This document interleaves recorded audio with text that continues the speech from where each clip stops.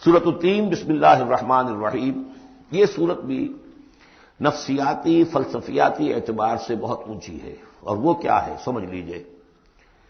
جب کبھی اللہ کا بندہ کوئی جس کی اخلاقی حس بیدار ہو، بات وہیں سے چل رہی ہے، اخلاقی حس الہمہا فجورہا و تقواہا، وہ اگر کسی بگڑے ہوئے معاشرے میں بیٹھ کے دیکھتا ہے کہ ہر جگہ پر خود غرضی ہے، ظلم ہے، ہر جگہ پر ہم دیکھ رہے ہیں جھوٹ ہے، دھوکہ ہے، فریب ہے، زیادہ بیان کرنے کی ضرورت ہی نہیں، خود ہمارا جو معاشرہ ہے اس کی بہت بڑی مثال موجود ہے، شاید بڑی ہی نمائندہ جو مثال ہے دنیا کے اندر اس چیز کی، اس پہ کوئی غور کر رہا ہے تو غور کر کے بالآخر بسا اوقات انسان اس درجے پر پہنچتا ہے کہ انسان ہے ہی بہت حقیر اور بہت گندی مخلوق، اس میں خیر ہے ہی نہیں، خیر کا کوئی پہلو نہیں۔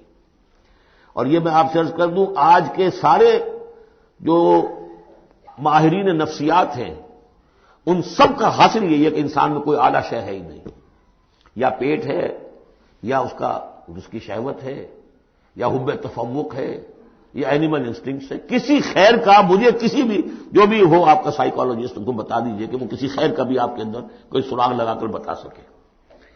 یہ جو ایک آتی ہے انسان کے اوپر مایوسی، حساس انسان پر، اس میں یہ صورت نازل ہوئی ہے کہ انسان شر ہی شر نہیں ہے، گند کی پوٹ ہی نہیں ہے، اس میں بڑی بلندی کا پہلو بھی ہے۔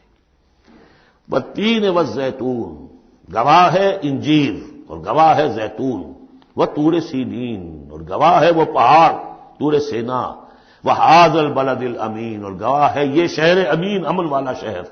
لقد خلقنا الانسان فی احسن تقویم، ہم نے تو انسان کو بہت بلند حساب پر، بہت عمدہ تخلیق پر بنایا تھا۔ اب قسموں کا اس کے ساتھ ربط کیا ہے؟ تین، انجیر، یہ اس علاقے میں کثرت سے ہوتی تھی، اور کہتے ہیں کہ اس پہاڑ کا نام بھی جبل تین تھا جہاں حضرت نوح علیہ السلام نے دعوت و تبلیغ کی 950 برس تک۔ زیتون اس پہاڑی کا نام ہے، اور وہاں زیتون کے درخت تھے جہاں حضرت مسیح علیہ السلام نے سرمن آف دا ماؤنٹ، مشہور پہاڑی کا آواز، اسی پر آپ کے زیادہ تبلیغی مباحث ہوئے ہیں۔ طور سینین تو واضح ہے، حضرت موسیٰ علیہ السلام کو جہاں ہم کلامی حاصل ہوئی۔ ھذا البلد الامین، اور یہ امن والا شہر جس میں محمد الرسول اللہ دعوت و تبلیغ کے فریضہ سر انجام دے رہے ہیں۔ ان شخصیتوں کو اصل میں ان مقامات سے مراد یہ شخصیتیں ہیں۔ اگر کسی کا خیال یہ ہے کہ انسان میں کوئی خیر ہے نہیں تو دیکھیں ہمارے بندے نوح کو، یاد کریں ہمارے بندے عیسیٰ کو، یاد کریں وہ بھی تو انسان تھا، موسیٰ جو رب سے ہم کلام ہوا تھا، اور دیکھ لیں اس بندے محمد کو صلی اللہ علیہ وسلم جو اس بلد امین میں نظر آ رہا ہے۔ کیا تمہیں ثبوت نہیں مل جائے گا کہ انسان میں تو بڑی عظمت رکھی تھی ہم نے؟ یہ دوسری بات ہے، آپ اپنے آپ کو حیوان ہی سمجھ لیں، حیوان بنا لیں، فلا تکونوا کالذین نسوا اللہ فانساہم انفسہم، یہ تو آپ کا کام ہے، آپ نے کیا ہے، یہ گراوٹ تو آپ کو ملی ہے۔ حقیقت میں اللہ تعالیٰ نے بنایا تھا، وہ تو بہت اونچے مقام پر بنایا تھا۔ آدم مسجود ملائک، آدم خلقتہ بیدی، اپنے دونوں ہاتھوں سے بنایا ہے۔ وَلَقَدْ كَرَّمْنَا بَنِي آدَمَ وَحَمَلْنَاهُمْ فِي الْبَرِّ وَالْبَحْرِ، یہ ساری آیات جو اتری قرآن مجید میں، تو انسان سرشت کے اعتبار سے کچھ کمزور ہے، فطرت کے اعتبار سے بہت بلند ہے۔ یہ میں دونوں الفاظ بار بار استعمال کرتا رہا ہوں، اب ان تمام چیزوں کی وضاحت ممکن نہیں ہے۔ اس کا روحانی وجود سب سے اونچا ہے، اس کا حیوانی وجود بہت نیچے ہے۔ اصل میں اس حیوانی وجود میں آ کر یہ نیچے چلا گیا ہے۔ والتین والزیتون وطور سینین وھذا البلد الامین لقد خلقنا الانسان فی احسن تقویم، ہم نے انسان کو بنایا تھا بہترین حساب سے۔ ثم رددناہ اسفل سافلین، اب اسے اس جسد حیوانی میں ڈال کر در حقیقت نیچے پہنچا دیا گیا ہے۔ تو اب کیا کرنا ہوگا؟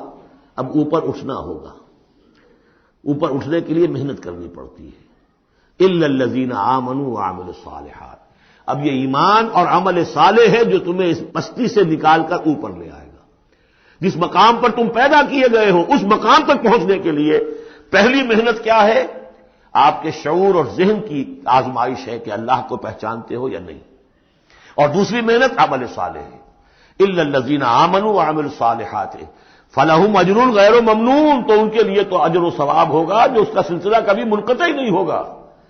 فما یکذبک بعد بالدین، اب اس کے ساتھ ہی ایک بات ایسی جوڑ دی کہ اگر تمہیں بھی نظر آ رہا ہے کہ کچھ لوگ بلند ہیں، کچھ پست ہیں، کچھ گھٹیا ہیں، کچھ بڑھیا ہیں، تو سوال یہ کہ اس کا کوئی نتیجہ بھی نکلنا چاہیے کہ نہیں؟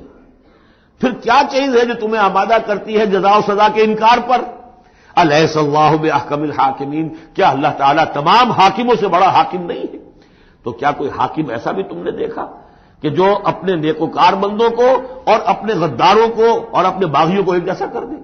تو اگر انسانوں کے اندر یہ دونوں طرح کے کردار موجود رہے ہیں، جو تمہیں زیادہ نظر آ رہے ہیں وہ تو دوسری طرح کے ہیں، ہم نے بھی تمہیں دکھا دیے نا، موسیٰ بھی اللہ کا بندہ تھا، انسان تھا، عیسیٰ بھی تو ایک انسان تھا، یہ محمد بھی چلتے پھرتے جو ہے ثبوت ہے انسانی عظمت کا، یہ انسان کے اندر عظمت بھی ہے، اگرچہ ادھر اگر متوجہ نہیں ہوگے تو واقعی حیوانوں سے بھی بدتر ہو جاؤ گے، اولئک کالانعام بل هم اضل۔ بارک اللہ لی ولکم فی القرآن العظیم ونفعنی وإیاکم بالآیات والذکر الحکیم۔